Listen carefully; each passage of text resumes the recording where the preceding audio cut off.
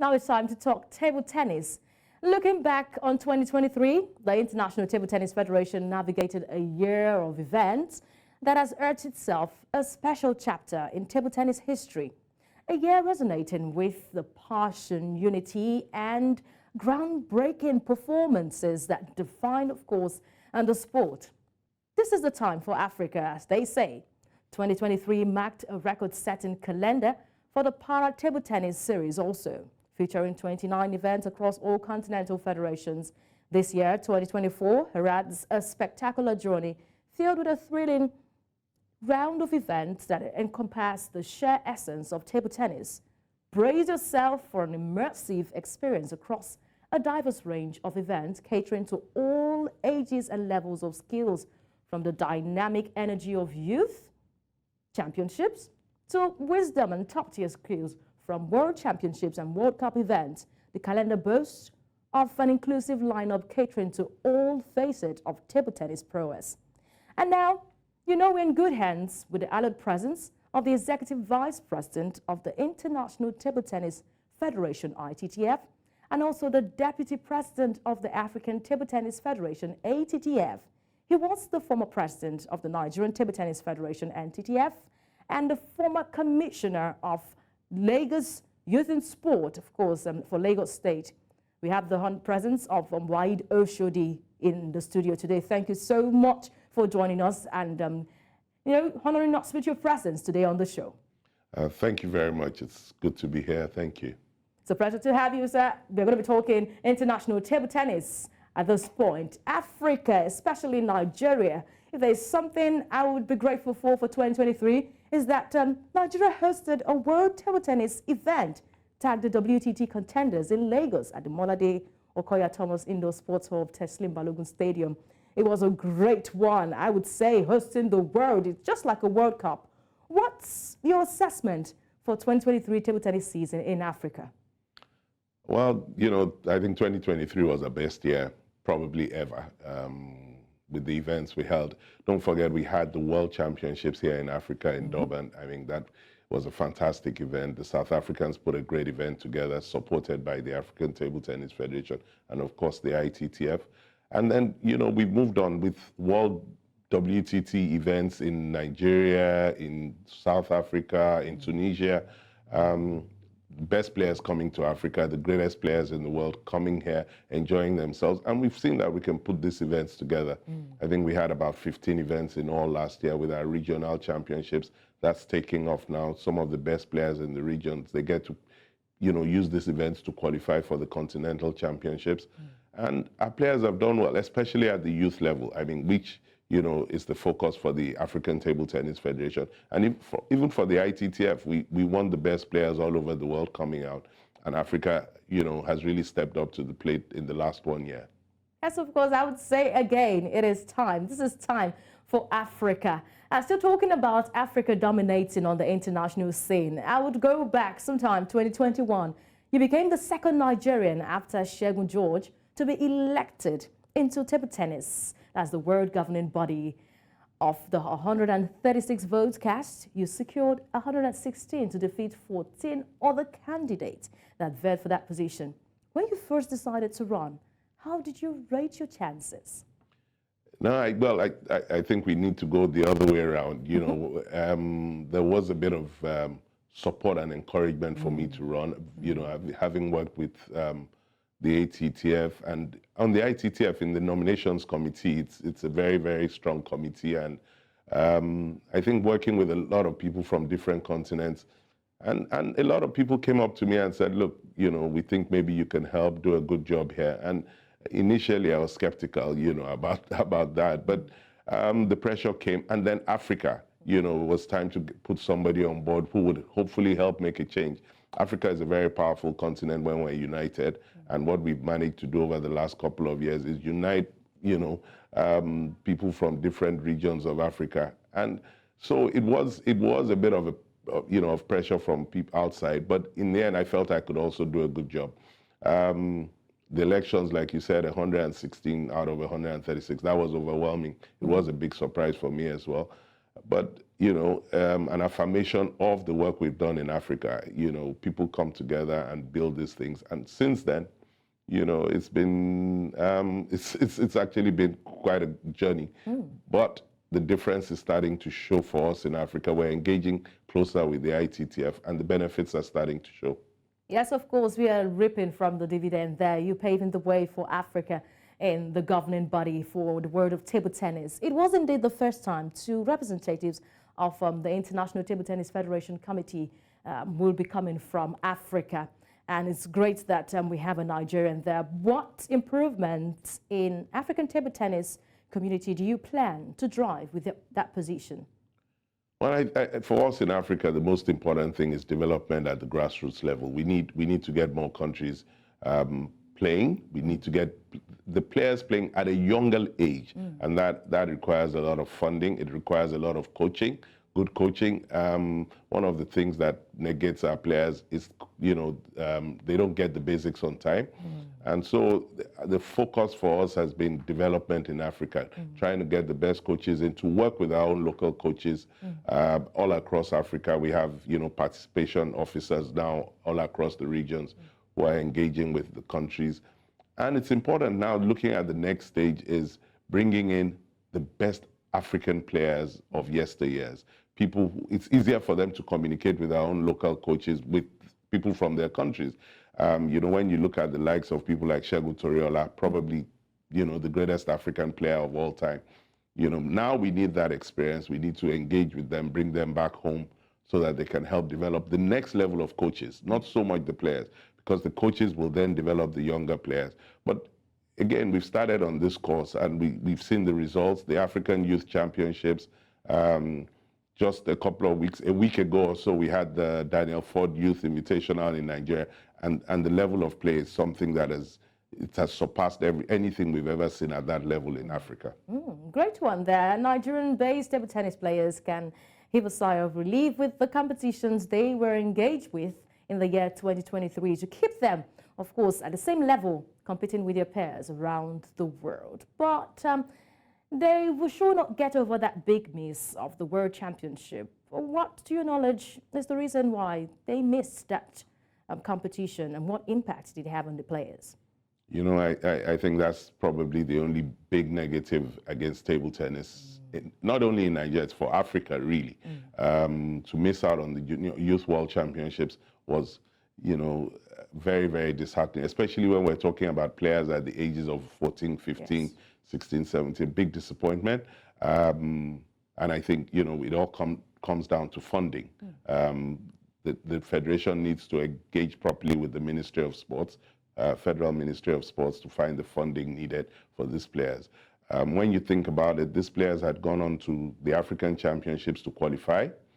And I think what saddens us most is that the players who they had beaten in Africa got to the quarterfinals of the World Championships, which tells you how, the level at which our players are. These young players, they're a delight to watch. I've been around table tennis for over 20 years now.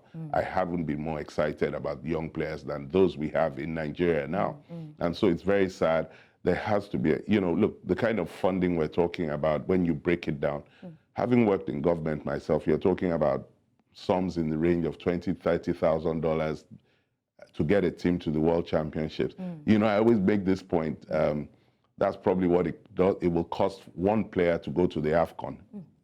So it's very depressing that they couldn't find the money to do that. And they have to look at 2024 now.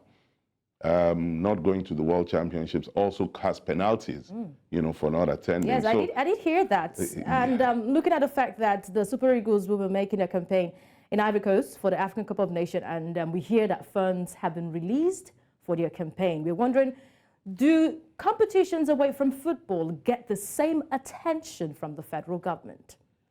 Well, I mean, to be honest, no, it doesn't. But I'm really happy. There's a new minister in place, most distinguished senator, and I'm hopeful that he will engage with the federation presidents. They need to make their programs come up quicker, give this information to them, because we're not talking about vast sums of money here, but these are sums that will help develop our youth, develop our teams across all other sports, badminton, table tennis, tennis, and we need to find a way to do this. Football, of course, we all know the importance of football to the Nigerian psyche, and nobody's going to begrudge the kind of money they get, but there has to be money for other sports as well. Yes, we are hoping that this is considered. You did talk about sanctions. You're raising conversations that Nigeria may face. Of course, the wrath of the International Table Tennis Federation for the absence at the World Youth Championship. How concrete is this coming from the Vice President himself? Well, definitely the rules are in place. Only 32 players qualified for the World Championships, and for 3 players to come from Nigeria, and I mean in the men's section, and not to play, it sort of threw the draws into jeopardy. But the truth is, yes, there will be sanctions, there will be penalties. We're looking at ways to see how we can ameliorate this. Sanctions, working with the ITTF, making a case for Nigeria. That's 2023 now, looking forward to the year 2024. It's an open slate, and we're hoping that every single thing that will happen in 2024 will make 2023 jealous. What plans have been laid out for the table tennis season for 2024 from the International Table Tennis Federation? Well, at least in Africa, it's a big year for us. 12, 13 events across the whole year. Regional events across every region, and then we have the African Cup, the African Championships, and then there's still the Olympic qualifier. The Olympics comes up in the summer, and I think there's still a chance for 4 players to qualify from the singles way. Nigeria is expectant, of course. Haruna Quadri will definitely qualify, and we're hoping we can get 1 more player in, and there's a chance to qualify for the team event in Korea, Busan, Korea next month. So it's important that Nigeria attends this event. There's a good chance for them to qualify. We have a strong men's team. The women's team, not as strong, but there's still hope. And so hopefully back again to funding. We hope they'll be able to fund their trip to Korea for qualifications. But it's a big, packed year. And, especially for Nigeria as well, we're hoping to bring, for the first time, a new tournament, the Youth Top 16 Cup. The best young players again in Africa, hopefully in Lagos in the summer as well after the Olympics. We're talking with sponsors for that, and hopefully we'll be able to bring that tournament here alongside, of course, the WTT contender again for the 2nd edition in Lagos. I'm hoping that the senior players will not be jealous with all that is impact for the youth for 2024. But there are a lot of challenges. We hear a lot of players talk about these, and not only peculiar to Nigeria. We know Egyptians talk. The guy from Senegal talks, and we know the Ghanaian players, Ivory Coast. What has been the challenges of table tennis on the continent? Well, I think everything, when you break it down, it comes down to funding. There's not enough money in the sport. Equipment costs a lot. A table costs well over 2 million naira now, I believe. So to be able to put this all across all the regions, all of the continent, get equipment in place, get coaching in place, it costs money. So the ATTF, I think this year the focus is on marketing, trying to get a lot more private sector involvement, a lot more private sector sponsorship. And, I'm quite hopeful. I'm working on this with a lot of people in the ATTF, and we're hopeful that we can get the funding in place. Look, like I've said already, we have fantastic players at the youth level. The senior players are doing quite well on the world tour. People like Dior, Omar Asai, great representative of Africa. And of course, the king of Africa, as he styles himself, Haruna Quadri. They need help to be able to break the boundaries. I made a comment about Haruna Quadri. 2-3 good days in the Olympics, then he could be an Olympic medalist. We've seen that with his performance this week, that he has the quality to win a medal at the Olympics. But you need funding to attend tournaments. You need funding to create training camps for players of that stature. And hopefully we'll be able to find some help for them from the ATTF in doing this. Okay, I'll be crossing my fingers and also following up on developments concerning fundings for the players to achieve their aim. It's an Olympic year, you did say that earlier, and African Games. The journey to Paris 2024 and Ghana, Accra, Ghana for the African Games began, of course, from 2023 with the final phases of qualification on the horizon. As the anticipation intensifies, what preparations are on ground for Team Africa this time? I'm talking about the Omar Assa, I'm talking about the Hannah Godera, the likes of Aruna Quadri, Olajide Omotayo, every one of them. What are the preparations on ground for them to have a stellar performance at the Paris 2024 Games and the African Games in Accra, Ghana? Well, I think, the encouragement is to help them find the funding, because for this quality of players, what they need is playing. They need to be attending the best tournaments in the world, and for that they need funding, and the ATTF needs to look at ways to support them. We have world-class players, like you've mentioned, names like Hannah Goda, Aruna Quadri, Omar Assa. So are you trying to let the cat out of the bag? Maybe he can be one of the coaches.